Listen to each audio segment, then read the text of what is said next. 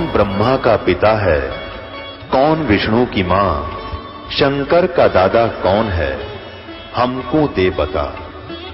ये जानने के लिए कृपया सुनिए।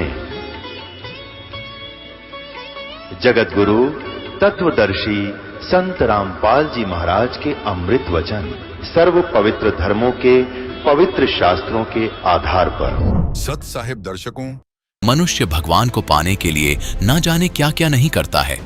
वह कावड़ लेने भी जाता है और केदारनाथ में माथा भी टेकता है। वह भंडारे भी करवाता है और नंगे पैर अपने इष्ट देव के धाम की यात्रा भी करता है, लेकिन फिर भी उसे कुछ हासिल नहीं होता। दर्शकों, ऐसी ही कहानी है मध्य प्रदेश के निवासी राम प्रसाद जी की, जिन्होंने शिव जी को प्रसन्न करने के लिए न जाने कितने प्रयत्न किए। ये कावड़ भी लेकर आए, इन्होंने शिवरात्रि में भंडारा भी करवाया, सोमवार के व्रत भी किए, लेकिन इसके बावजूद उनकी आर्थिक स्थिति बिगड़ती ही चली गई। वह शारीरिक रूप से भी पीड़ित हो गए। दर्शकों, राम प्रसाद जी का कहना है कि मेरी जिंदगी तब बदली जब मुझे संत रामपाल जी महाराज की शरण मिली। आज मैं पूर्ण रूप से सुखी हूँ। आइए जानते हैं कि आखिर संत रामपाल जी महाराज से नाम दीक्षा लेने के बाद इनके जीवन में क्या बदलाव आए। सुनते हैं राम प्रसाद जी की कहानी, उन्हीं की जुबानी। नमस्कार जी। सत्साई भगत जी। क्या नाम है आपका? राम प्रसाद परमार। कहाँ से आए हो सर आप? भगत जी, हम मध्य प्रदेश देवास, तहसील टोकुर्द, जिला देवास के रहने वाले हैं, ग्राम सिंधनी के। सर, संत रामपाल जी महाराज से नाम दीक्षा आपने कब ली? भगत जी, हमने संत रामपाल जी महाराज से नाम दीक्षा 2014 में ली थी। संत रामपाल जी महाराज से नाम दीक्षा लेने से पहले आप क्या भक्ति साधनाएं करते थे?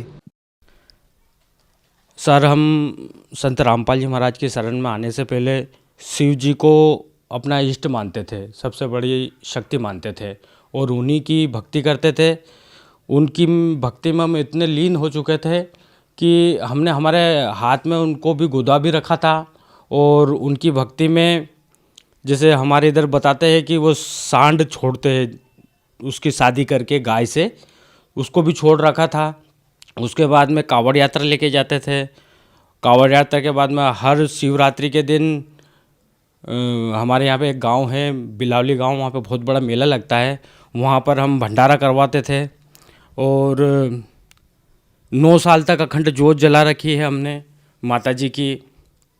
ऐसी सारी मतलब उपवास भी करते थे हमने। लगभग 12 साल तक सोमवार व्रत किया है। हमारी घर से हमारी भगतमती ने भी, साथ में और भी बहुत सारे उपवास व्रत किए हैं। 11 भी करते थे, सब तरह की भक्तियाँ करते थे, पर शिव जी को इष्ट मानते थे सर हम। तो फिर आप संत रामपाल जी महाराज की शरण में कैसे आए?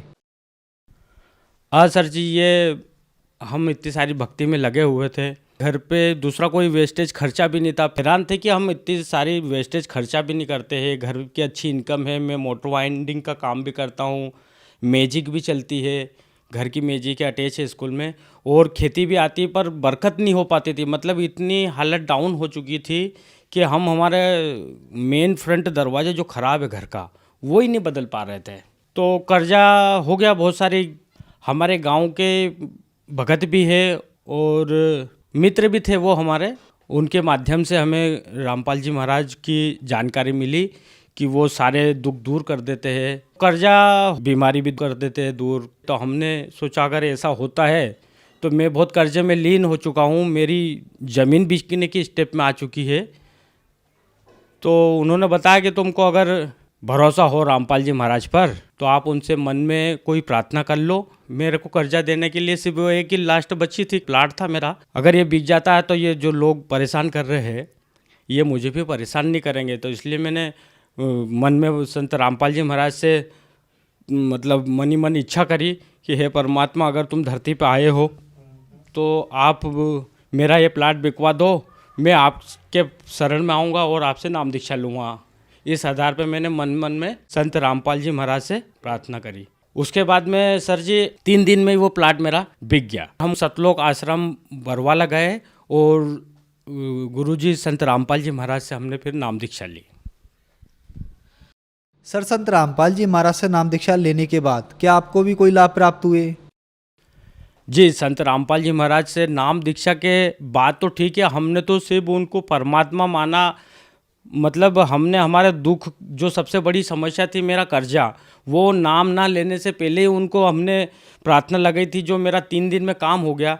और नाम लेने के बाद में तो बहुत बहुत चमत्कार हुए। सबसे बड़ा चमत्कार तो ये हुआ कि बोर लगाने की सोच ली और संत रामपाल जी महाराज से फिर हमने प्रार्थना लगवाई। वहाँ से आदेश आया कि आप कहीं पे भी बोर लगा लो, संत रामपाल जी महाराज आपका ऊपर दया करेंगे। उसके बाद में हमने बोर लगवाया। पानी संत रामपाल जी महाराज की दया से बहुत निकला और हमने मोटर डाली उसमें।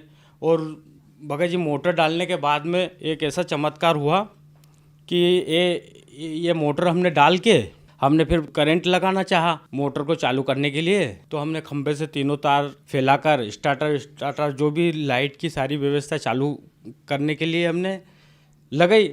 और लाइट चालू करते समय ऐसा हुआ कि लाइट चले गई। अब लाइट जाने के बहुत टाइम तक हमने इंतज़ार किया, नहीं आई, तो हमने सोचा इसको बाद में चालू करेंगे। तो मैं घर पे जाके अंदर जाके लेट गया और थोड़ी सी देर बाद में मुझे ये याद है कि हमने जो तार वहाँ पे बिछाए थे, तीनों तार सर्विस के, उस सर्विस के तार में से कुछ काटे थे हमने तार, कुछ रिजेक्ट तार थे जो वैसे ही वेस्टेज पड़े हुए थे। तो मैंने मेरे बालक को बोला कि वो तार लेके आ जाए यार बेटा। तो वो वहाँ पे गया था, उसने वो तार जो मैंने काट के रखे थे, वो तार घड़ी ना करके करंट में जो लगे थे तीनों फेज मोटर को चालू करने के लिए, उसने वो तार को मतलब इकट्ठे करने चालू कर लिए, बिछे हुए तार को। और जहाँ पे हमने तार लगा रखे थे वहाँ पे हमारे गांव का हेडपम्प था, वहाँ पे गीला भी था। तो वो ऐसे गीले में से पानी में ही जा रहा था घड़ी करते हुए और वहाँ पर उसको करंट लग गया। और करंट लगा तो वो घर पे आया, दौड़ता हुआ आया। ये हमको मालूम पड़ा कि घर पे आ गया। वो बाहर से उसने आवाज़ दी कि पापा मुझे करंट लग गया। मतलब ऐसा बोला उसने कि करंट लगा मुझे, ऐसा बोला। और वो वहीं पे दरवाजे में गिर गया। अब हमने आके देखा कि यार शिवांश को तो करंट लग गया, हाथ पूरा जला हुआ था और हम घबरा गए।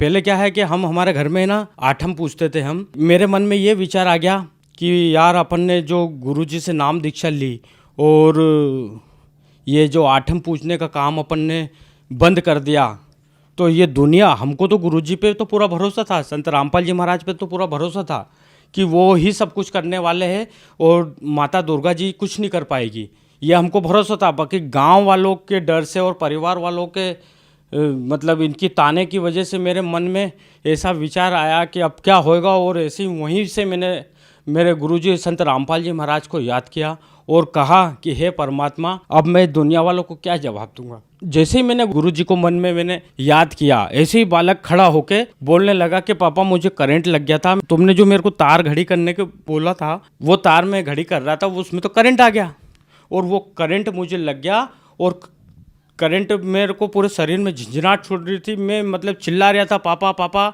और किसी ने आवाज़ नहीं सुनी और तार छूट नहीं रहा था। फिर वहाँ पर संत रामपाल जी महाराज आए और उन्होंने मुझे बोला बेटा घबराए मत। उन्होंने तार छुड़वाए। तार छुड़वाने के बाद में वो बोल रहा बालक कि पापा मेरे को संत रामपाल जी महाराज घर पे छोड़ के गए और उन्होंने ही मुझे बचाया है। अब इतना बड़ा चमत्कार देखने के बाद में फिर गांव वाले इकट्ठे हो गए, सब उसका हाथ जल गया था, हड्डी तक जल गई थी उसकी। परमात्मा ने इतना बड़ा चमत्कार किया, मैं तो खुशी के मारे हैरान हो गया कि इतना बड़ा चमत्कार क्यों।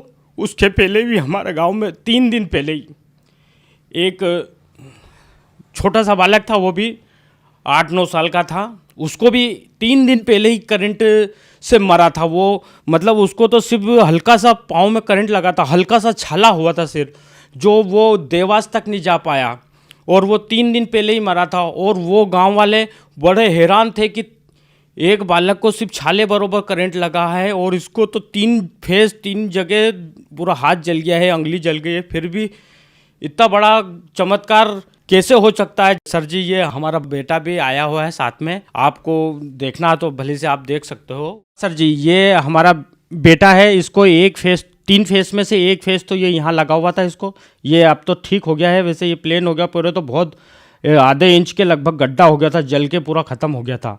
और ये यहाँ पर भी ये अंगली तो अभी भी सीधी नहीं हो रही, इसकी हड्डी तक जल चुकी है ये, और मांस यहाँ पे कुछ भी नहीं बचा था, और पूरा मतलब तार लगा हुआ था यहाँ पे, चिपक गया था, पूरा जल गया था ये पूरा। और संत रामपाल जी महाराज ने आके बालक को घर तक छोड़ के गए। हम तो हमारे घर में बैठे हुए थे आराम से। सर जी, हमारे गुरुजी संत रामपाल जी महाराज की दया, नाम लेने के बाद में इतने बड़े चमत्कार हुए हैं। और भी बहुत सारे छोटे मोटे चमत्कार तो होते ही रहते हैं दिन भर में, पर इससे बड़ा एक चमत्कार और भी हुआ था। एक दिन हम, हमारी दीदी और हमारे जीजा और हमारे अंकल एक शादी को अटेंड करने के लिए जा रहे थे। रास्ता थोड़ा अच्छा था, साफ था, तो मैं खुद गाड़ी चला रहा था। 120 की स्पीड में गाड़ी में खुद देख रहा था कांटे पे, 120 की स्पीड तक मैं जा चुका था। एकदम अचानक ऐसा मोड़ आया कि उसको, गाड़ी को जिस स्पीड में था वो गाड़ी हमारी, उस स्पीड में मतलब उसको अगर मैं पलटाता या थोड़ा भी टर्न लेता तो गाड़ी पलटी खा जाती। ज़्यादा से ज़्यादा 50 मीटर की दूरी में गाड़ी को रोक भी दी। संत रामपाल जी महाराज ने किया है ये सारा कार्य। हम तो कुछ नहीं कर सकते, क्योंकि 120 की स्पीड को कोई 50 मीटर की दूरी में कोई रोक ही नहीं सकता। और जहाँ पर भी गाड़ी रुकी वहाँ पे एक तो सामने बहुत बड़ी खई थी और पेड़ इतना बड़ा था कि अगर वहाँ पे अगर हमारी गाड़ी टकराती तो ये निश्चित है कि हमारा को एक भी नहीं बच पाते, गाड़ी के पूरे छितड़े छितड़े उड़ जाते। और वहीं पे हमने फिर परमात्मा संत रामपाल जी महाराज गुरु जी को मैंने दंडवत प्रणाम किया और वहीं से बोला, है बंदी छोड़, तू ही बचा सकता है। और हमारे जीजा भी बोल रहे कि ये गाड़ी कैसे रुकी, हैरान थे वो, मेरी दीदी भी, मेरी दोनों भानेज भी थी कि मामा जी आपने ये गाड़ी इतनी जल्दी कैसे कंट्रोल कर ली। मतलब ये भी बहुत बड़ा एक चमत्कार हुआ है हमारे गुरु जी का, संत रामपाल जी महाराज। सर, क्या आप नशा भी करते थे? हाँ, नशे में भगत जी मैं सिगरेट भी पीता था, बीड़ी भी पी लेता था। मैं बीड़ी से इतना आदी था कि मैं रात को कभी बीड़ी या सिगरेट नहीं होती थी तो मैं जो पी के फेंक देता था उसको ढूंढ के पीता था मैं। मतलब इतना आदी हो चुका था नशे, बीड़ी और सिगरेट का। संत रामपाल जी महाराज से नाम दीक्षा लेने के बाद में आज तक वो सिगरेट को छूता भी तक नहीं हूँ। और यहाँ तक कि इतनी, मतलब उससे इतनी नफरत हो चुकी है कि कोई पीता हुआ अगर दिख जाता है या कोई उसकी थोड़ी बहुत भी बदबू आ जाती है तो फिर वहाँ से उठना पड़ता है। मतलब गुरु जी की इतनी बड़ी दया हुई संत रामपाल जी महाराज की। तो जो श्रद्धालु आज आपको देख रहे हैं उनके लिए आप क्या कहना चाहेंगे, क्या संदेश देना चाहेंगे? सर जी, संदेश तो सिर्फ परमात्मा दे सकते हैं। मैं समाज के श्रद्धालु भक्तों से यही हाथ जोड़ के विनती है कि आप संत रामपाल जी महाराज पूर्ण परमात्मा के रूप में आए हुए हैं, उनसे नाम दीक्षा लें और अपना मानव जीवन का कल्याण करवाएं। धन्यवाद सर। सच साहेब। दर्शकों, अभी आपने सुने संत रामपाल जी महाराज से दीक्षा प्राप्त करके सुखी हुए भक्त के अनुभव। अब देखिए जगत गुरु तत्वदर्शी संत रामपाल जी महाराज के मंगल प्रवचन। एक तो घर में दारू काट है, शराब बनाओ तो पड़ोसी का भी नशा हो, भूंडा लग गया उसने छींक आवे। अरे घर में हलवा बने तो पड़ोसी तो अच्छी ही वो जाती है उसकी संदेश। तो इसी प्रकार जो सुमन करोगे वो तो हलवा तो आप खाओगे, लेकिन उसकी महक पड़ोसी को भी आभास होगा उसको। तो इस प्रकार इस परमात्मा का मंत्र घर घर में चलेगा। कोई बस में बैठे जाते हो, ट्रेन में बैठे हो, कोई सिमरन कर रहा श्वास का, कोई कर रहा प्रथम मंत्र मन मन में, तो पास में बैठे यात्रियों के भी उसका प्रभाव पड़ेगा और एक ना एक तो उनके पाप नाश होंगे वो, और आत्मा जागेगी। इस प्रकार से परमात्मा ने पूरे विश्व को अपने बच्चों को शरण में लेना ही लेना है। चाहे आज कोई हिंदू है, चाहे कोई मुसलमान है, चाहे सिख है या ईसाई है, हम बगैर ज्ञान के बढ़ते चले गए। अब हमें पता चलेगा आज मृत्यु होगी, हम हिंदू हैं, कल मृत्यु हो जाए। हम अमेरिका में पैदा हो गए, ईसाई का झंडा उठा लिया है, और फिर मृत्यु हो गया, हम मुसलमान का, फिर मुसलमान का झंडा उठा लिया। हम हैं कौन, हम आए कहाँ से हैं, मनुष्य जीवन का उद्देश्य क्या है, तो ये इस तत्व ज्ञान से पता चलेगा। फिर क्या बताया परमात्मा ने कि कलयुग बीते 5500 पाचा, तब ये मेरा वचन होगा साचा। 600 वर्ष पहले ये बात कहना कि घर घर में मेरे ज्ञान की चर्चा होगी और मेरा ही ज्ञान रहेगा, पूरा विश्व मेरी भक्ति करेगा धर्मदास, तो धर्मदास का गलेवा उतरे नहीं थी। तो परमात्मा ने कहा कि कलयुग बीते 5500 पाचा, तब ये वचन मेरा होगा साचा। कलयुग बीत जावे जब एता, और सभी जीव परम पुरुष पद चेता। ओए होए होए, आप पुण्यात्माओं जो इस ज्ञान से परिचित हो चुके हो, उनका तो यह बात बिल्कुल समझ में आएगी 100% तुरंत। आप क्या देख रहे हो? आज से पहले आपने ज्ञान गंगा सुनने से पहले परम पुरुष का ज्ञान नहीं था। आपने केवल अपने ही देवी देवताओं का ज्ञान था, और स्वर्ग लोक तक हम उत्तम स्थान मान्या करते। एक ये राधा स्वामी पंथ है जो गुरु नानक देव जी के और कबीर जी की वाणी को पढ़ पढ़ा के कहीं की ईंट कहीं का रोड़ा जचा गए, ये सतलोक सचखंड और सतनाम ये बताने लगे थे। इन्हें कख नहीं पता, कैख है भी नहीं पता भक्ति मार्ग। ये क्या बताते हैं? सतलोक में परमात्मा निराकार है, चेतन ही चेतन है, प्रकाश ही प्रकाश है। और फिर सतलोक का कैसा है, सतनाम क्या है, सारनाम क्या है, सार शब्द क्या है, सतलोक क्या है, सतपुरुष क्या है। इनके परम धनी के वचन है शिवदयाल जी के, जिससे युवराधा स्वामी धन धन सतगुरु सच्चा सौदा जनो दादा जय गुरुदेव निरंकारी परंकारी जितने पंथ हैं ये उसी से निकले हैं, उसी का आधार से। वो क्या बताता है कि वही सतनाम है, सतनाम वही सतपुरुष है, सतनाम ही, और सतनाम ही सतलोक है, सतनाम ही सार शब्द है, सतनाम ही सतपुरुष है, सतनाम ही सार नाम है। कख है इनको पता।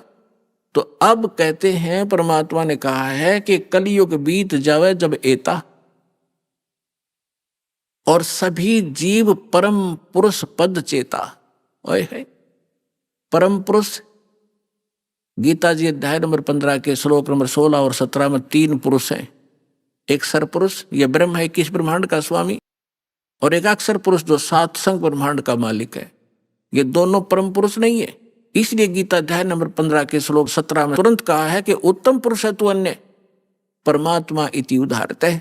ये लोग धर्म अविश्य विवर्ती अवैश्वर है कि वो परम पुरुष तो कोई और है। उत्तम पुरुष, परम माने श्रेष्ठ, परम पुरुष, उत्तम पुरुष, श्रेष्ठ पुरुष, पुरुष माने परमात्मा, वो तो कोई इन दोनों से भी अन्य है, सरपुरुष और अक्षर पुरुष से। और वही तीनों लोकों में प्रवेश करके सबका धारण पोषण करता है। गीता अध्याय नंबर 18 के श्लोक 62 में कहा कि अर्जुन तो सर्वभाव से उस परमेश्वर की शरण में जा।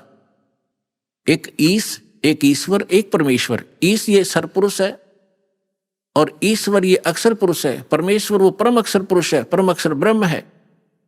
तो उस परमेश्वर की शरण में जा, उसकी कृपा से ही तू परम शांति को और सनातन परम धाम को प्राप्त होगा। सनातन शाश्वतम स्थानम, सदा रहने वाले अविनाशी स्थान को प्राप्त होगा। गीता अध्याय नंबर 15 के श्लोक नंबर 4 में कहा कि तत्वदर्शी संत की प्राप्ति के उपरांत उस तत्व ज्ञान रूपी शस्त्र से अज्ञान रूपी अंधकार को काटकर उसके पश्चात परमेश्वर के उस परम पद की खोज करनी चाहिए, जहां जाने के बाद साधक फिर लौटकर संसार में कभी नहीं आते। और जिस परमेश्वर ने सारे ब्रह्मांडों की रचना की है, केवल उसकी भक्ति करो और सब भक्ति त्याग दो, तो परमेश्वर के उस परम पद को खोजना चाहिए। तो यहां परमात्मा वही बात कह रहे हैं कि कलयुग बीत जावे जब एता, और सब जीव परम पुरुष पद चेता, उस परम पुरुष के उस परम पद की के सभी परिचित हो जाएंगे, उसके सभी ज्ञाता हो जाएंगे कि कोई सतलोक है जहां परमात्मा रहता है। वहां जाने से हमारे को सब सुख मिलेंगे, जन्म और मृत्यु का ये झंझट मिटेगा। अब यहाँ तो आमा संग जन्म हो गए, भटकता ने, मरते और जन्मता ने, सारा जीवन संपत्ति जोड़ने में लगे रहते हैं। 1 मिनट में मृत्यु हो जाती है, वो जोड़ा जाड़ा यहीं रह जाता। आप गधा बनकर को मार के घर खड़ा होता है। ये कोई सांग है, कोई जीवन है? क्या लक्ष्य लेकर जी रहे थे हम? तो यहां पता चलेगा कि सब जीव परम पुरुष पद चेता, उसके परिचित होंगे, उसके ज्ञाता होंगे कि सचमुच वहां जाने से पीछा छूटेगा। जैसे आपकी मृत्यु हुई, फिर जन्म हुआ, परिवार बन गया, कैसा अच्छा लग रहा है, बहुत अच्छा। और 1 मिनट का भरोसा नहीं, क्या बिजली गिर जाए, पूरा परिवार नाश हो जाए, किन कारणों से? तो परमात्मा ने कहा कि यहां से तो आपने जाना ही पड़ेगा, जाना पड़ेगा। लेकिन ऐसी भक्ति करो, ये भक्ति, और यहां से पुनर्जन्म की इच्छा मिटाओ। जहां आशा ता बासा होई, मन कर्म वचन सुमरियो सोई। अब भक्ति करो जब तक यहां हो अपना यहाँ की, क्योंकि हम यहां रह रहे हैं तो हमारा ये कर्तव्य कर्म यहां भी करने पड़ेंगे। लेकिन अब जो काम आप जिस उद्देश्य से करते थे, माया संचन करने के लिए, कोठी गार्डन खातर, या थोड़ी सी स्पीड कम कर दो। और किस लिए कर रहे हो? बच्चों का ब्याह करना पड़ेगा, लड़की होगी दो, कैसे ब्याह होंगे, दहेज देना पड़ेगा। नहीं, कुछ ही दिनों में ये सभी समाप्त करेंगे। कोई दहेज ना लेगा ना देगा, लेगा ही नहीं कोई। उसको पता चलेगा क्यों ऋणी बना मैं, आज मैं पैसा ले रहा हूं, कल मैं इसका गधा बनकर पूरा करूंगा, बैल बनकर करना पड़ेगा, कोई भैंस गाय बनकर इसके घर बंधना पड़ेगा, क्यों सिर में दर्द करा। तो पुण्यात्माओं, जब तक ये ज्ञान नहीं था, हम एक दूसरे से ऐसे जुड़ते चले गए, संस्कार बढ़ा लिए हमने। अब सतलोक चलने के लिए हमने इन संस्कारों को सीमित करना पड़ेगा, ताकि फिर से टांग उलझी ना रह जाए, को पल्ला हमारा कहीं कांटे में फंस ना जा और हम यहीं रह जाए। तो इसलिए, और मकान बनाओ, ठीक है, आपको जैसा परमात्मा ने पूर्व संस्कार से दिया है, मकान बनाओ। कोई घना लोग दिखावा ना करना चाहिए इसमें। टाइम पास करने के लिए चाहे एक झोपड़ी दे भगवान, और चाहे किसाई मकान दे, अपनी भक्ति करना उद्देश्य समझो। प्राकृतिक आपदाओं से बचने के लिए मकान की आवश्यकता है, ये शेड डाल रखा है, पर्याप्त है। ओले नहीं पड़े सिर पर, नहीं ना, जैसे हम भक्ति कर रहे हैं, खाना बना रहे हैं, तो उससे बचाव करना, ताकि हम भक्ति निर्बाध कर सकें।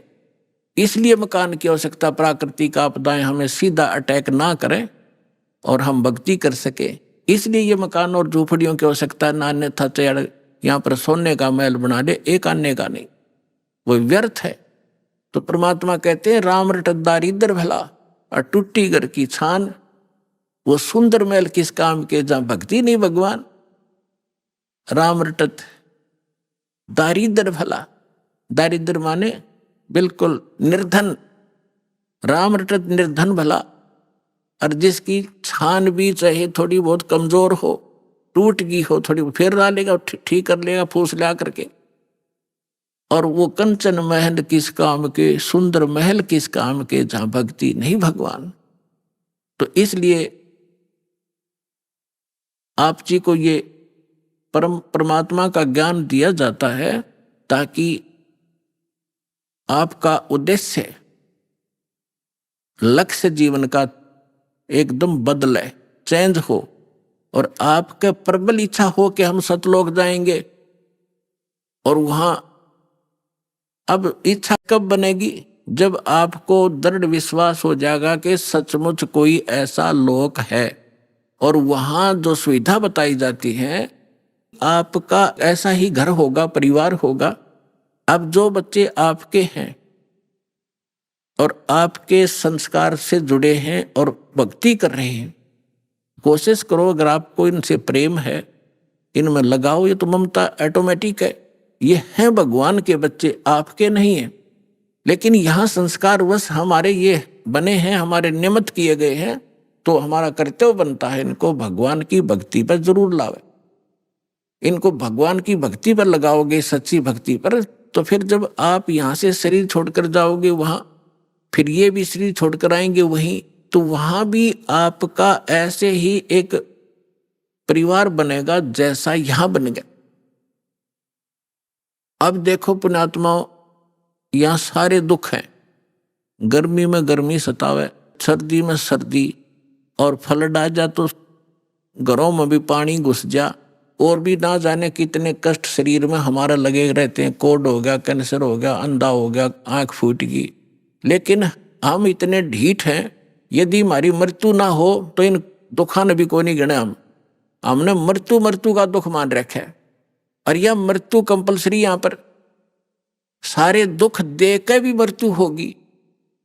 अगर हमारी मृत्यु ना हो यहाँ, और परिवार हमारा कितना प्यारा लगता है, क्या मरना चाहते? नहीं, कोई नहीं चाहता, लेकिन यह मृत्यु डेफिनेट होगी और आप भी मरोगे। और ये जो बच्चे जिनको आप अपने मान रहे हो ये भी शरीर ना जाने आपके सामने चले जाएं, तो इससे मन हटाओ।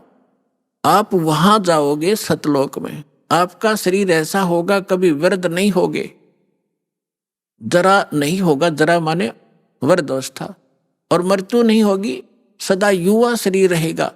और वहां आपके जो है ना घर, बड़े बड़े बड़े महल जो आप खाली छोड़कर आए हो वहां आपके खाली पड़े हैं।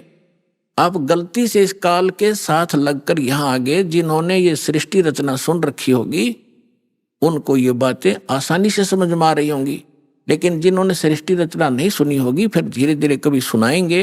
आज वो ये सुने, क्योंकि सत्संग स्थल एक ऐसा स्थान है जिसमें प्रथम कक्षा के बच्चे भी आते हैं और दूसरी कक्षा के भी, और बीए के भी यहीं बैठते हैं, और पीएचडी वाले भी बच्चे यहीं विद्यमान हैं। एक ही सत्संग में, एक ही प्रवचन से उन सबको उसी सत्र का ज्ञान देना पड़ता है। तो ये जो जिस सत्र के बच्चों के सत्र का ज्ञान है ये दास दे रहा है, वो उसको समझ में आ रहा है। तो ऐसे ये प्रत्येक सत्संग में, प्रत्येक प्रवचन में हर तरह का ज्ञान दिया जाता है। प्रथम वाले बच्चे भी समझे और द्वितीय वाले भी, और जो पुराने भक्त हैं उनके लिए भी बताया जाता है कि सृष्टि रचना में आपने बहुत बार सुना है कि आपके वहां मकान खाली है और आप गलती करके इस काल के साथ आगे, इसलिए आप यहाँ पर हैंड टू माउथ हो गए। और वहाँ सारी चीज भरी पड़ी है, किसी चीज का भाव नहीं, कोई टेंशन नहीं, और वहां विकार नहीं जीव में गंदे, ऐसा सिंपल स्वभाव। तो यहाँ के देवताओं में विकार है, लेकिन वहां के हंस, वो हंस कहे जाते। हंस किसे कहते हैं? एक पक्षी होता हंस, एक बुगला होता उसी की हम शकल। लेकिन उनका पता कब चलता है? जब दोनों सरोवर के ऊपर हों। बुगला खाता है मच्छी, कीड़े मकोड़े, गोगे, और हंस खाता केवल मोती। वो कीड़े मकोड़े नहीं खाता, मछली नहीं खाता, तो उसको हंस कहते हैं जो विकार करे ही नहीं, चाहे मर जावे। और हंस का एक और गुण बताया है कि उसके सामने दूध रख दिया जाए, जिसमें 1 गिलास पानी 1 गिलास दूध डालकर रख दे मिला के, वो दूध ग्रहण कर लेगा और जल न छोड़ देगा उस पात्र में, जो का तुम रह जाए। उसमें ऐसा गुण दिया मालिक ने। तो जिन्होंने दूध और पानी भिन्न भिन्न कर लिया इस ज्ञान के आधार से कि ये लोक कैसा है, यहाँ का जीवन कैसा है, और सतलोक में जो बताया जा रहा है वो कैसा है, तो वो भिन्न भिन्न कर लिया, इस जल को छोड़ दिया, दूध ग्रहण कर लिया, उसको हंस कहते। तो वह हंस कहे जाते। आदमी अपने ही जैसे हैं, आकार ऐसा ही है, उनका शरीर वह बहुत तेजों में है। 16 सूर्य जितना प्रकाश एक वहां रहने वाले भक्त और भक्तनी का है। परमात्मा के शरीर का जो वहां प्रकाश है, एक रोमकूप में करोड़ सूर्य मिला दे, करोड़ चंद्रमा, ऐसी रोशनी है। परमात्मा सक्षम है, समर्थ है। जीव अलग है, परमात्मा भिन्न है। परमात्मा सर्वशक्तिमान है, जीव की एक सीमित पावर है और सीमित उनका सब क्रियाएं हैं। परमात्मा की क्रियाएं असीमित होती हैं। जो जीव और ब्रह्म एक बताते हैं वो भूले हुए प्राणी हैं, वो अज्ञानी आत्माएं हैं। उनको अब जो प्रसंग चल रहा है, जैसे एक भक्त मिला इस दास को, पहले पहले की बात है जब बहुत कम ही संगत होती थी। ऐसे हम दास भी किसी को पकड़ लेता था जान पहचान के, को आजा बैठ जा तुझे एक बात बताऊंगा, ज्ञान सुनाने लगा। अब वो अच्छी आत्मा था वैसे तो, सुनता रहा, सारी सृष्टि रचना सुनाई। 1 दिन 2 दिन, तीसरे दिन जब वो आया, वो कह लगा भाई बात सुन भगत जी, मैं आपकी बात ऐसी है मेरे हृदय में लग गए और मेरा सरसा होता है इनका। और मैं ऐसा व्यक्ति हूं, मैं जौन से काम पर लगता हूं, पक्की धुन का आदमी हूं, मैं उसको करके छोड़ता हूँ, बीच में नहीं छोड़ता।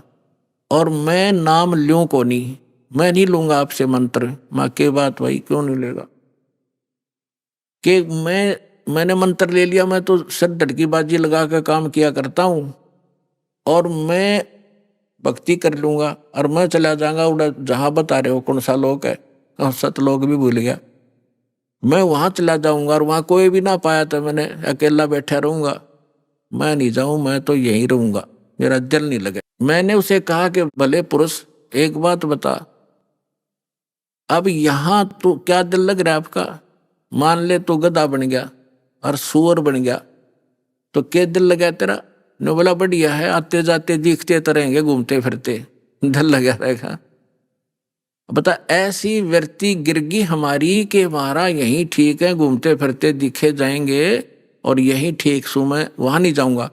अब उसका जो ये कहना भी ठीक था कि आज तक किसी ने यही नहीं बताया कि सतलोक है और सतलोक में आदमी रहे हैं, वहां पर सृष्टि है, ये तो किसी ने बताया नहीं। ये राधा स्वामी वाले लोग कहते हैं कि वहां तो प्रकाश ही प्रकाश है, प्रकाश ही प्रकाश है, चेतन ही चेतन है। वो टिंडे लेंगे चेतन में जाकर प्रकाश में, समुद्र में डूब का मरना हो तो क्या? तो क्या ये कोई बात है, कोई आधार है इनकी बातों का? पुणात्मा अब ये निर्णय करना चाहता दास कि वो सतलोक में सारी सृष्टि है, ऐसे ही स्त्री पुरुष है, ऐसा ही परिवार है, लेकिन यहाँ तो गंदा व्यवहार है, या न्याय नाम की चीज नहीं। परमात्मा कहते निरंजन धन तेरा दरबार, जहाँ तनिक नहीं न्याय विचार, घर घर में राड, बहू सासू का झगड़ा, आपस में भाई भाई का झगड़ा, बाण भाई के साथ मनमुटाव, छोटी छोटी बातों पर, इन पे संपत्ति और पता नहीं क्या के ऊपर लड़ाई हो जाए। ये कोई जीवन है? सब नरक भोग रहे हैं यहाँ पर, कोई सुखी नहीं है। इस पर 21 ब्रह्मांड में आग लगी पड़ी है। अब वहां जाओगे जब देखना, वहां कोई चिंता ही नहीं। अब जैसे आप यहाँ आ रहे हो, यहाँ सासू भी आई होगी, सास भी और बहू भी आ रही होगी, ननंद भी यहीं पर बैठी होगी, सास और ससुरा भी आया होगा, और पति और जेठ जेठानी भी आ रही होंगी। यहाँ लड़ाई होए को ना, या मनमुटाव होगा नहीं? क्यों नहीं होगा? क्यों? एक बना बनाया भोजन मिल जाएगा, एक जैसे मैट बिछाए रखे, नहाओ दो अपना भजन करो।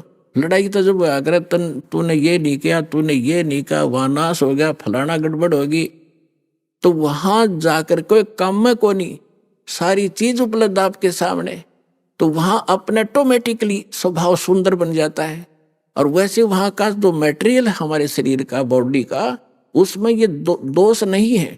तो यहाँ कभी काम दुखी कर रहा है, कभी क्रोध सता रहा है, कभी को लालच में हम गड़बड़ कर रहे हैं, मोह के अंदर आपस में राग द्वेष में सड़े पड़े हैं, तो वहां जा करके आपको सामूहिक भंडारे में भोजन, आपके घर घर के आगे फलदार वृक्ष लदपद रहते हैं, आपकी रसोई आपका जो भरा रहता है सारे खान पान से परमात्मा की दया, फिर रह गया क्या झगड़ा? तो कहने का भाव ये है कि अब प्रश्न ये आता है कि वहां पर ऐसी सुंदर सृष्टि है, इसका प्रमाण कहाँ है? अब कैसे विश्वास हो हमारे को? देखो पुण्यात्मा, परमात्मा ऊपर रहता है, वेद बतावें, वहां से चलकर आता है, अच्छी आत्माओं को मिलता है, अपना ज्ञान देता है। वो ज्ञान क्या देता है? जो कबीर साहब अच्छी आत्माओं को मिले, किसको मिले? धर्मदास जी को मिले। एक हिंदू परिवार में जन्मा था, बनिया वैश्य कुल में जन्म था। श्री विष्णु जी और भगवान शंकर के उपासक थे, वैष्णव धर्म से दीक्षित थे। मथुरा के अंदर जाकर 68 तीर्थ भ्रमण करने की इच्छा से वो अपने गुरुदेव के आदेश से गया हुआ था। वहां भगवान मिले, परमात्मा ने यह चर्चा सुनाई कि इस तालाब में नहा के, इस जोड़ में, इस मथुरालय में स्नान करके, धर्मदास जी आप मोक्ष चाहते? तेरे लोटे में पानी भर के ला रखा था, उसने साथ रखा था, देखो इसमें कितने जीव घूम रहे, इसमें तूने स्नान किया, मसल मसल कर नहाया, तूने करोड़ों जीव मार दिए रगड़ रगड़ के, ये पाप तेरे बैड अकाउंट में लिखा गया। और पुण्य एक भी को ना, क्योंकि शास्त्र विरुद्ध साधना तेरी, तुझे क्या लाभ मिलेगा इसके? पाप इकट्ठे कर दिए। बांधवगढ़ घर से चलकर यहाँ तक आया मथुरा में, लगभग 700 किलोमीटर तू पैदल चला है। नीचे तेरे पैरों के नीचे जितने जीव आए वो तेरे पाप में लिखे जाएंगे। और पुण्य एक भी को ना इस दौड़ में नहाने का, तालाब में नहाने का। बता तू गीता पढ़ता है डेली? हाँ जी। गीता में दिखा कहीं तीर्थ पर नान की बात के लिख रखी हो तो? या जो मंत्र आप जाप करते हो हरे कृष्ण राधे श्याम सीताराम, गीता में लिखा कहीं? अगर नहीं जी, फिर किस लिए डलेर हो रहा है? अब देखो पुण्यात्माओं, प्रथम बार तो कितनी साची बातों पर एक बार तो स्ट्राइक हो से दिमाग में। धर्मदास जी नाराज हो गए, तू मुसलमान है, हमारे देवताओं की बुराई करता है, ये करता है, आंख लगा दिखाने। परमात्मा अंतर्ध्यान हो गए, जिंदा महात्मा के रूप में बैठे थे। मुसलमान धर्म के अंदर जिंदा महात्मा संत होते हैं। जब आगे से एकदम अंतर्ध्यान हुए, धर्मदास का कलेजा हिल गया कि सारी साची कह था और ये सारी बात सही थी। मैं तो नीच हूं तो भगवान था, कोई फरिश्ता था, कोई देवता था, कितनी बढ़िया बात बताओ थे, मैंने गलती कर दी और हे भगवान इब का आप मिल जाओ तो मैं सारी बात सुनूंगा। कुछ दिन के बाद, लंबी कहानी है, अब विषय नहीं है वो, इसलिए दास क्या बताना चाहता है। परमात्मा उनको फिर मिले, फिर कुछ बात कही, वो फिर अज्ञान आग बैठ गया, भगवान फिर अंतर्ध्यान हो गया। ऐसे 4-5 बार घटना घटी। तो चौथी 5वीं बार जब धर्मदास जी से परमात्मा अंतर्ध्यान हुए तो उसने ठान लिया कि भगवान या तो दर्शन दे दो, ना मैं अन्न पानी नहीं खाऊंगा, अरिब का जो आप कहोगे मैं वह सुनूंगा सारी। 5-6 दिन बीत गए, धर्मदास ने कुछ नहीं खाया, अन्न भी नहीं किया। परमात्मा पहुंच गए, उसको मुश्किल से सहारा देकर खड़ा किया, अग बेटा तू खा पी और अब मैं आ गया हूं, सुन मेरी बात। फिर धर्मदास जी ने कहा कि भगवान एक बार मुझे वो स्थान दिखा दो जो आप बता रहे हो कि वहाँ सारी सृष्टि है, आपके भाई बहन जो पहले चले गए यहाँ से मुक्त मैंने किए हैं वो भी वहाँ विद्यमान है, मुझे दिखा दो भगवान, मैं देखना चाहता हूँ। अब परमात्मा ने कहा कि धर्मदास तू हट क्यों कर ही, ऐसा हट क्यों कर रहा है, मैं जो कहूँ तू भक्ति कर, विश्वास कर, इस भक्ति से तू वहां पहुंचेगा, वहां देख भी आएगा, तू रह नहीं सकता क्योंकि तेरे पास भक्ति नहीं है उस योग्य।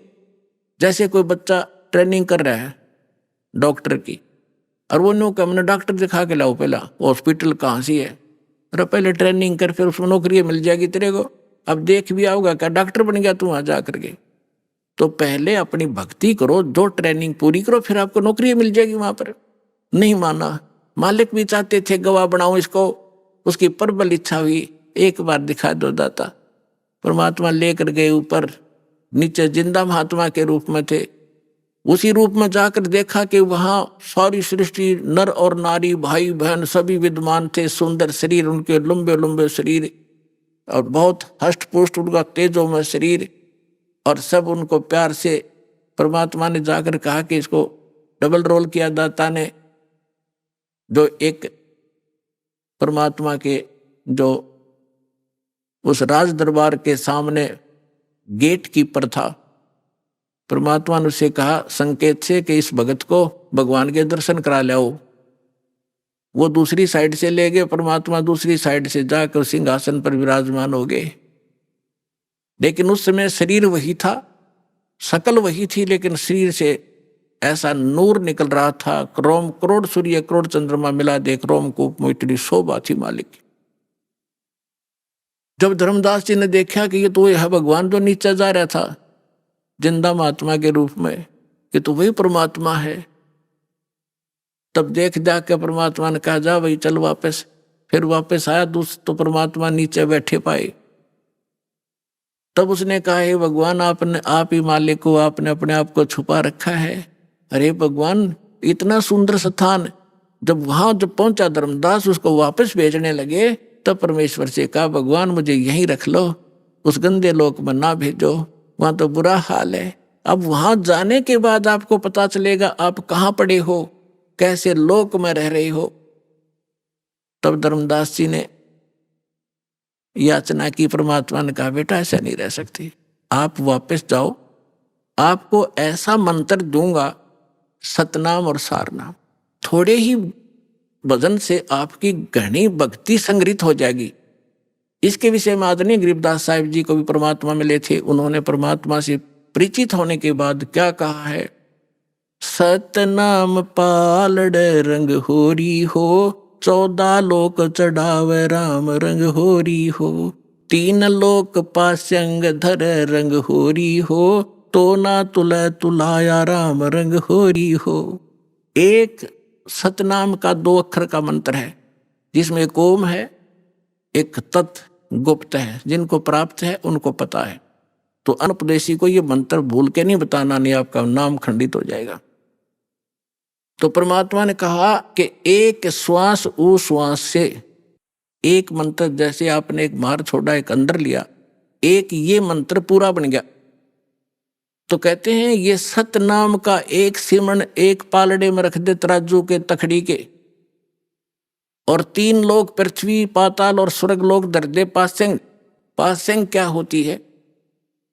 जैसे दास का जन्म एक किसान परिवार में हुआ, हमारे घर पर ये व्यापारी लोग गेहूं चना लेने आते थे, तो पिताजी कहते थे भी पहले तेरी ताखड़ी जांच करा, इसमें कोई एरर तो नहीं है। तो उसमें एरर होती तो उसी कणक, जैसे चने बेच रहे लेने हैं तो चने उठा के एक मुट्ठी दूसरे पलड़े में डाल दिया जाता था, ताकि वो एरर लेस हो जाए, उसमें कोई डिफेक्ट ना रहे, संतुलन ठीक हो जाए। वो पासेंग कहा करते, पासेंग डाल ले इसमें, और बट्टे रख दिए। और वो सौदा बाकी और करना होता है, 10 मन 20 मन चने लेने होते हैं, वो तोलने अलग से। वह पासेंग कोई सौदे में नहीं होती, वो एक मुट्ठी चने पड़े रहो। तो यहाँ क्या बताते हैं परमात्मा के एक सतनाम के सिमरन की इतनी कीमत है। सतनाम पालड़ रंग होरी हो। और दूसरी तरफ 14 लोक चढ़ावे, शिव का लोक, विष्णु जी का लोक, ब्रह्मा जी का लोक, दुर्गा का लोक, और ये ब्रह्म का लोक, और ये जो है ना गोलोक, और ये 14 लोक जो है अताल उतल पतल, ये सारे चढ़ा दे। और 3 लोक पासेंग धर रंग होरी हो। ये 3 लोग तो पासेंग कोई सौदे में नहीं है। इस पृथ्वी पर छोटा सा कोई टुकड़े का राजा बन जाता है, मंत्री मुख्यमंत्री, फूला नहीं समाता। और इस ज्ञान की तुलना में आपको पता चलेगा, क्या बताते हैं, 3 लोग का राज जीव को जय कोई दे, लाख बधाई क्या करे जय नहीं नाम तने। धिक्कार है उस राज को जो भक्ति नहीं है, जिसके पास ये सतनाम नहीं है। तो क्या बताते, सतनाम पालड़ रंगोरी हो, और 14 लोग चढ़ावे राम रंगोरी हो, 3 लोग पासेंग धरे रंग होरी हो, तो ना तुले तुलाया राम रंग होरी हो। तब धर्मदास जी से परमात्मा ने कहा कि नीचे जा बेटा, ऐसा मंत्र दूंगा, सच्चे नियम से नियमित रहकर ये भक्ति करना, थोड़े ही सिमरन से। मुझे मालूम है कि इस काल के लोक में तुम भक्ति नहीं कर सकते, ना जाने कितने प्रकार के पचेड़े तुम्हारे जकड़ रखे हैं, लेकिन ये सिमरन ऐसा दे दिया, थोड़ा भी सिमरन कर लोगे तो भी कल्याण कर दूंगा तुम्हारा। और आप जाइए नीचे।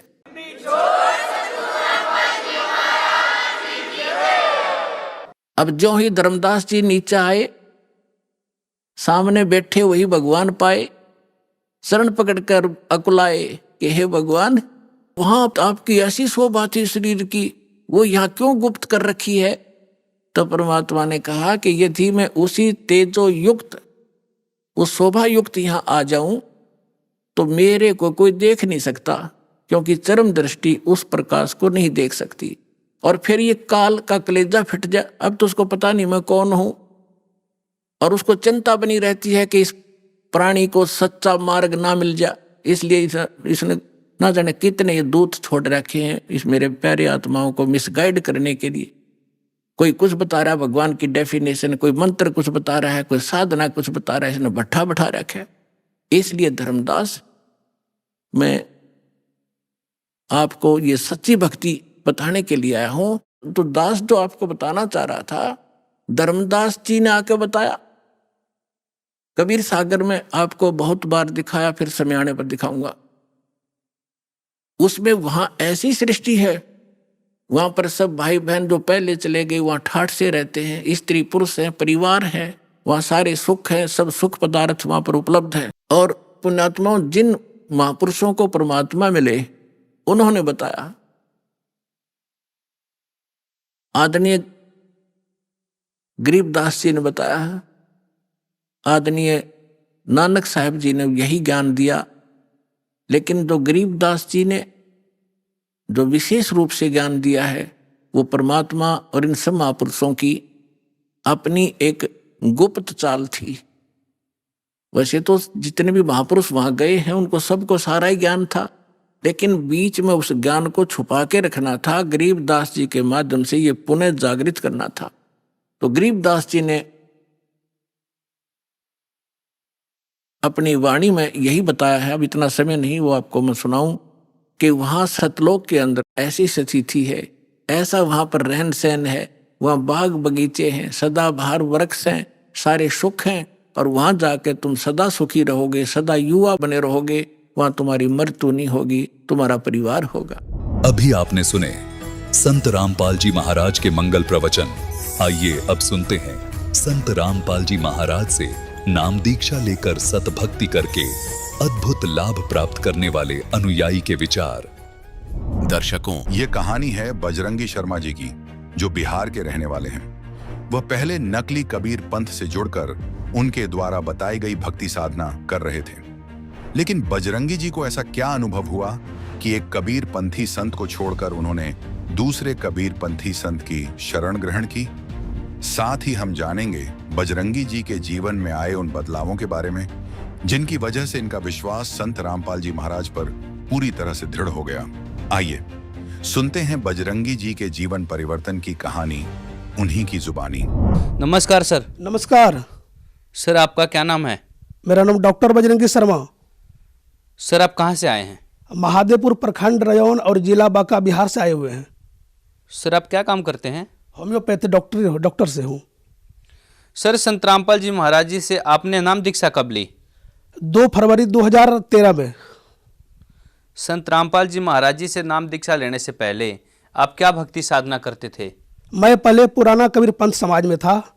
बचपन से ही जब मुझे होश आया तो कई गुरु के शरण में मैं गया।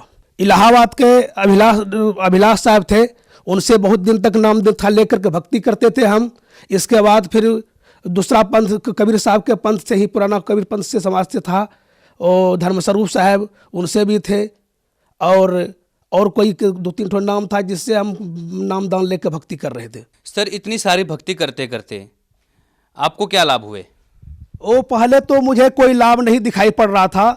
कबीर साहब के नाम पे हम तो रह रहे थे, लेकिन वहाँ रहते हुए भी मुझे रुचि नहीं था, लेकिन फायदा कुछ नहीं मिला और नुकसान ही नुकसान मिला। समय नहीं मिलता था हमारे शरीर में, माथे में। हम डॉक्टर होम्योपैथ का रहते हुए कई दवाई खाए, लेकिन संत रामपाल जी महाराज के शरण में आने से पहले मेरे सर में इतना भयंकर दर्द उठता था जिसको मैं कुछ बता नहीं पाता था। मैं दवाई खाता था, लेकिन दर्द समाप्त लगता था कि मेरा दर्द फट जाएगा माथा। लेकिन संत रामपाल जी महाराज के शरण में आने के बाद कुछ दवाई नहीं खाता हूँ, वे स्वयं ही समाप्त हो गया है। सर, पहले ही आप कबीर पंथ में भक्ति कर रहे थे और संत रामपाल जी महाराज भी कबीर पंथी हैं, फिर अचानक संत रामपाल जी महाराज के शरण में कैसे आए फिर आप? जी, मैं बचपन में सुनता करता था, पुस्तक में पढ़ते थे कि सत्संग में था इंगला पिंगला सुषमना खोजो। फिर सुनते थे कि जब तक गुरु मिले ना साचा तब तक करो 10 पाचा। तो ये तलस लगा था कि तत्वदर्शी संत कौन होते हैं। संत पुस्तक में हम पढ़ते थे कि तत्वदर्शी संत कौन होते हैं, उनके जब तक नामदान नहीं मिलेगा तब तक मुक्ति नहीं होगी। ये ललक था पहले से मन में, इसी के होश में तलाश में था परमात्मा, सच्चा परमात्मा कौन है। फिर वहाँ से सत्संग के कार्यक्रम में जिला कोऑर्डिनेटर का भार पुराना कबीर पंथ में मुझे ही दिया गया था। तो उसमें बीच में हमको संत रामपाल जी महाराज का एक पर्ची मिला जिसमें अवश्य जानिए लिखा हुआ था। उस पर्ची को मैंने देखा, उसमें सारे प्रश्न को मैंने पढ़ा।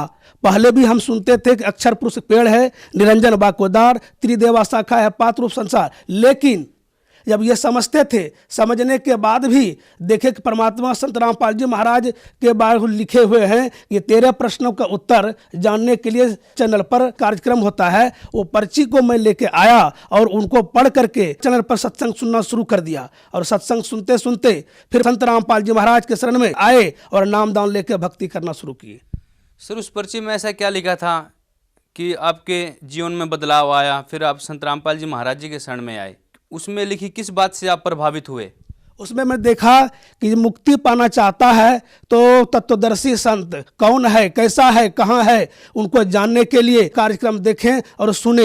ये तत्वदर्शी संत की खोज में ही संत रामपाल जी महाराज के शरण में मैं आया। सर, और भी बहुत सारे कबीरपंथी संत हैं, आप भी अभिलाष दास जी से जुड़े हुए थे, फिर आपने गुरु धर्म स्वरूप जी को, जो पूर्णिया बिहार से हैं, उनको भी गुरु बनाया, फिर आप संत रामपाल जी महाराज जी के शरण में आए। तो सर, आपको ऐसी कौन सी बात अलग लगी कि संत रामपाल जी महाराज जी के शरण में आप आए?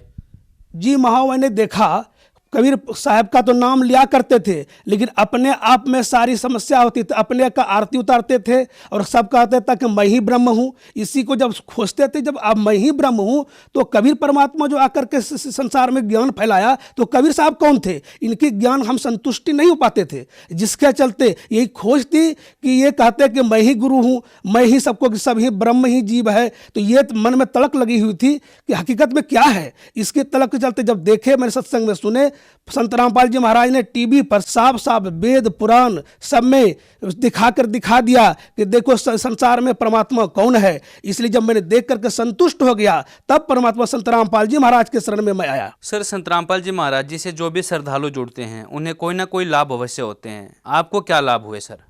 जी बहुत सारे लाभ हुए। जब से मैं संत रामपाल जी महाराज के शरण में आया, कोई ऐसा दिन नहीं होगा जिस दास को नहीं फायदा हुआ होगा।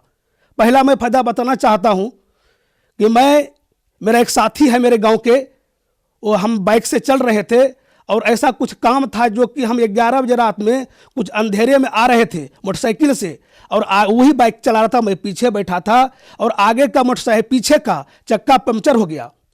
और वो बोला कि अब तो पंक्चर हो गया, और रोड़ा जो था रोड में, नई रोड थी जिसमें कि अब डबल लोडिंग चल नहीं सकता, लेकिन उन्होंने कहा अब चलेगा नहीं। तो मैंने मन ही मन संत रामपाल जी महाराज का नाम सुमरन किया कि परमात्मा दया करना इस दास पर, ये अब मैं चल रहा हूँ तो अब कैसे जाऊँगा, अंधेरी रात है, कोई कुछ न कुछ रात में जाना, तो 10-15 किलोमीटर दूरी पर हम थे। जब ऐसा मैंने सुमरन किया अपने आप में अंदर में, उनको कहा भाई आप बाइक चलाओ। तब देखो कैसे एक परमात्मा की क्या लीला होती है। चलो जो होगा देखा जाएगा, लेकिन गाड़ी लेके चलो। तो वो गाड़ी लेके वहां से चले, हम अपने गांव पर आए, गांव में खाना खाए और फिर तुरंत उसमें रात में ही हम दूसरे जगह, मेरा एक मकान था वहां 1 बजे रात में जाना था, और पंप से हवा दी, हाथ वाला पंप से जो साइकिल में हवा देते हैं, और दे के चले। तो फिर वो आराम से चले गए, पंचर मेरा समाप्त हो गया। फिर सुबह वो आया, बोला चलो पंचर बना देता हूँ, चूंकि उसको पंचर का दुकान है। जब वो देखा तो बोला नहीं, पंचर आपके दुकान गाड़ी में नहीं है। उस दिन मुझे समझ में आ गया कि डबल लोडिंग और पंचर पीछे का चक्का है। 10-15 किलोमीटर में चला और पंचर नहीं रहा। वो पंचर कौन बना सकता है? वही परमात्मा जिसके शरण में मैं गया हूं। ऐसे चमत्कार तो कई बार हो चुका है। इस दास का 2013 में जा रहा था, एक मेला था बौसी में, उसके बीच में ऑटो पर हम बैठे हुए थे, पीछे से एक ट्रक वाला धक्का मारा। जिस साइड में मैं बैठा था मुझे पहले समाप्त हो जाना चाहिए था, लेकिन मुझे कुछ नहीं हुआ। मैं मन ही मन सुमरन का, हे बंदी छोड़ परमात्मा, मेरे मुंह से आवाज नहीं निकली और मुझे लगा कोई जैसे गेंद से लोक लिया हो। हम बैठे रह गए गाड़ी पर, गाड़ी पूरा चकनाचूर हो गया, सीट तक ऊपर तक सब चूर होकर खत्म हो गया, लेकिन इस दास को कुछ नहीं हुआ। उस दिन समझ में आएगा परमात्मा संत रामपाल जी महाराज ने की दया से मेरी जीवन रक्षा हुई, मुझे प्राण रक्षा मिला, नहीं तो आज इस दास ये रहता जीवन में नहीं। इसलिए ऐसे दास को रोज करिश्मा मिलता है, और जो चाहता हूं वो सारे करिश्मा हमेशा मिला करते हैं। किसी प्रकार की दुख नहीं है। पहले भी मैं साधना करता था, पुराने कबीर पंथ में था, और फिर संत रामपाल जी महाराज के शरण में आए। इनकी दया से आज किसी भी प्रकार की कमी नहीं है। जो चाहता हूं सो सारा पूरा होता है। तो ऐसे तो मैं बताना चाहूंगा तो समय बीतता ही जाएगा, लेकिन समाप्त होने वाला नहीं है। ऐसे रोज मेरे पास अब जो चाहता हूं मैं, कल किसी को कुछ करना होता है, संत रामपाल जी महाराज की दया से इस दास को मुझे कोई चिंता नहीं है। मेरी चिंता संत रामपाल जी महाराज को है। वो कैसे व्यवस्था करते हैं, कैसे क्या करते हैं, नहीं करते हैं, वो उनके हाथ में मैं सौंप दिया हूं। ये दास के साथ कई घटना ऐसा गुजरा हुआ है। और मैं नशा भी करता था। मैं पहले पुराना पंथ में रहते हुए हमको तो ये आसज छोड़ने के बाद मैं चाहता था कि नशा मैं छोड़ दूं, लेकिन छोड़ नहीं पाता था। भांग का नशा था मुझे, सुहाना खूब खाते थे, खैनी खाते थे, गुल खाते थे, लेकिन मैं चाहने पर कई दिन ऐसा छोड़ देता था कि मैं नशा नहीं करूं। तो उस समय मुझे लगता था कि मैं भक्ति कर रहा हूं, लेकिन मुझे कोई फायदा नहीं हो पा रहा है, मन कंट्रोल नहीं होता है, मैं चाहने के बाद भी नशा नहीं छोड़ पाता था। लेकिन जब मैं आश्रम तक आया, यहां तक मैं नशा लेके आया था, पास में था, यहां गेट पर आने से पहले मैंने सारे नशा को छोड़ के बाहर में फेंक दिया और संत रामपाल जी महाराज के से नामदान लिया और परमात्मा का जैसे आशीर्वाद मिला, उस दिन के बाद आज तक नशा की इच्छा भी नहीं होती है। वो नशा कहां चला गया मुझे पता ही नहीं है। सर, आपने बताया कि आप बहुत ज़्यादा नशा करते थे और छोड़ना भी चाहते थे, लेकिन नशा नहीं छोड़ पा रहे थे। लेकिन संत रामपाल जी से जुड़ने के बाद आपका नशा सिर्फ नाम दीक्षा लेने से, मंत्र जाप करने से ही छूट गया। तो सर, ऐसी कौन सी शक्ति है संत रामपाल जी महाराज जी में कि नाम दीक्षा लेने से ही आपका नशा छूट गया? वो संत रामपाल जी महाराज जो नाम दान देते हैं वो शास्त्र प्रमाणित है, वो परमात्मा ही है, इसलिए उनके नाम में ऐसी पावर है, वो जिनके ऊपर दया कर देते हैं, नशा क्या कुछ भी चाहे वो छूट सकता है। इसलिए उनके नाम में ऐसी शक्ति है, ऐसी मंत्र देते हैं, वो मंत्र के जाप के प्रभाव से मन वृत्ति को बदल देता है और सारी नशा छूट जाती है। सर, एक बात बताइए, आज के समय में सरकार भी बहुत सारे ऐसी संस्था खोलती है जिससे नशा छुड़वाया जा सकता है, लेकिन सफलता बहुत कम मिल रही है। संत रामपाल जी महाराज पूरे विश्व को नशा मुक्त करने में क्या सहयोग दे सकते हैं? जी, संत रामपाल जी महाराज जो हैं वो परमात्मा है और वो चाहे तो कुछ भी कर सकते हैं, जिनके उनके नियम पे चलते हैं, उनका सारा नियम है। जो उन संत रामपाल जी के शरण में जो आते हैं उनको पहले तो नशा त्याग देना पड़ता है। जितनी बुराइयां हैं, दहेज लेना, दहेज देना और किसी की अन्य उपासना करना, सारे चीज छुड़ा करके बुराई कर देते हैं। ये संत रामपाल जी महाराज ही ऐसे हैं जो कि इस देश को नशा मुक्त कर सकते हैं और अन्यथा संभव हमको नहीं लगता है, कोई कर ही नहीं सकता। चूंकि संत रामपाल जी महाराज आदमी नहीं है, मानव नहीं, वो परमात्मा है। परमात्मा जो चाहे वो कर सकते हैं, मुख्य काम तो यही है। और ये ही चाहेंगे तो इनके शरण में जो जो आता है वो नशा को त्याग देता है और नशा त्याग करके वो सारी बुराइयों को छोड़ देता है। और बिना इससे ये ही चाहेंगे तो पूरे विश्व को ये क्या कहते हैं नशा मुक्त अभियान को चला करके नशा मतलब समाप्त कर सकता है और सरकार नहीं कर सकती। ये दास, ये बजरंगी शर्मा, बजरंगी दास आपके सामने प्रमाण है कि ये नशा चाहने के बाद भी नहीं छोड़ सकते थे, लेकिन संत रामपाल जी महाराज के शरण में आए और विश्व के सभी कोई आकर के नाम दान लेकर ही इसको नशा को छोड़ सकता है। जिस प्रकार ये दास अभी प्रमाण है, हमने प्रमाण करके मुझे पता चल गया कि नहीं, कि जब हम पहले चाहने के बाद नहीं छोड़ सकते थे, लेकिन इनके शरण में जो मैं आया, इनकी कृपा से, इनकी जो जाप से ये मेरा नशा का लत मेरा समाप्त हो चुका।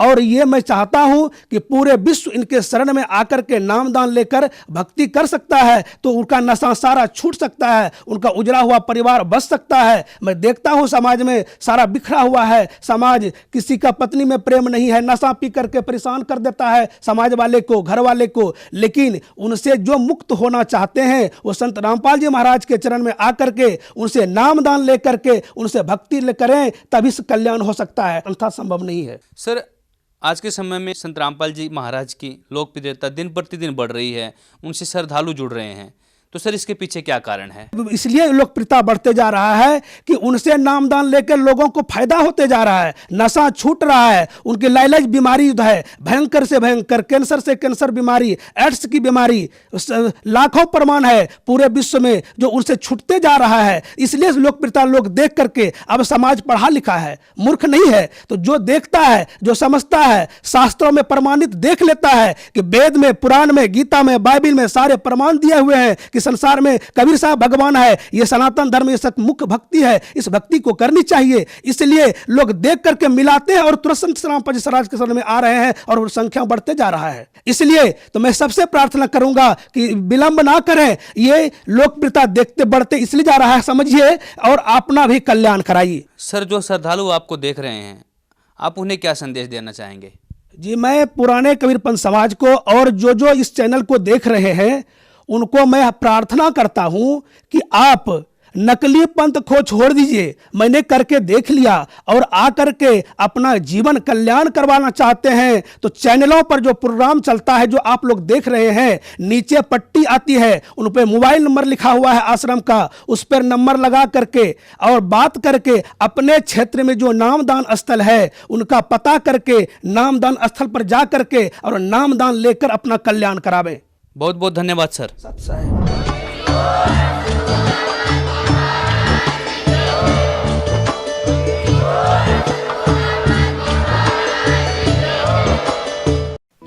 आप सुन रहे थे जगत गुरु तत्वदर्शी संत रामपाल जी महाराज के मंगल प्रवचन। अधिक जानकारी के लिए संपर्क करें।